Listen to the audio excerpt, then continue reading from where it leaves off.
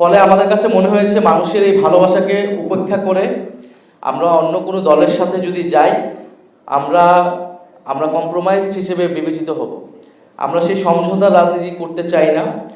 আমরা চাই যে আমাদের রাজনৈতিক লক্ষ্য আদর্শ নিয়ে আমরা এককভাবে দাঁড়াবো। নির্বাচনে ফলাফল যাই আসুক আমরা জনগণের কাছে পৌঁছাবো। দ্বিতীয় আরেকটি বিষয় হচ্ছে রাজনৈতিক আদর্শ এবং লক্ষ্যের জায়গা থেকে তো আমরা আলাদা। আমরা বারবার বলেছি যদি গণ অভ্যুত্থানের পরে ফ্যাসিবাদ বিরোধী রাজনৈতিক দলগুলা জনগণের আকাঙ্ক্ষা অনুযায়ী, সংস্কারের আকাঙ্ক্ষা অনুযায়ী, তরুণ প্রজন্মের আকাঙ্ক্ষা অনুযায়ী রাজনীতি পুনর্গঠিত করত, নিজেদের দলের ভিতরে সংস্কার আনতো, নিজেদের নীতি আদর্শকে আরো ঠিক করত, তাহলে এনসিপির জন্মের প্রয়োজন ছিল না। এনসিপি 7 মাস অপেক্ষা করেছে যাতে বিদ্যমান রাজনৈতিক দলগুলো একটা সমঝোতায় এসে আমাদের তরুণ প্রজন্মের গণ অভ্যুত্থানের আকাঙ্ক্ষা বাস্তবায়ন করে।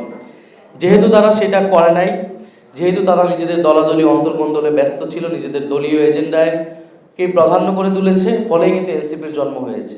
এবং আমরা দেখতে পাচ্ছি যে সংস্কার ছিল গণ অভ্যুত্থানের পরে অন্যতম প্রধান এজেন্ডা। দ্বিতীয় এজেন্ডা ছিল বিচার। ফলে এই যে সংস্কার এবং এই যে সামনে যে একটা গণভোট হবে এবং গণভোটে যে সংস্কার প্রক্রিয়া বাস্তবায়ন হবে, এই আলাপটাই কোনো রাজনৈতিক দল করছে না। অর্থাৎ সংস্কারের পক্ষে কিন্তু কেউ ক্যাম্পেইন করছে না। সবাই তার নিজের দলের যার যার যে এজেন্ডা, সেই এজেন্ডাকে নিয়ে হচ্ছে ক্যাম্পেইন করতেছে বা সেটাকে তুলে ধরতেছে। অর্থাৎ পুরনো এই গণ অভ্যুত্থান না হলেও বিএনপি যেই বক্তব্য দিত, জামাত যেই জিনিস নিয়ে মানে কথা বলতো, মানুষের কাছে ভোট চাইতো, তারা সেই একই প্রক্রিয়াতেই কিন্তু কাজ করতেছে। তাহলে গণ অভ্যুত্থানের পরের পরিবর্তনটা কোথায় হইল?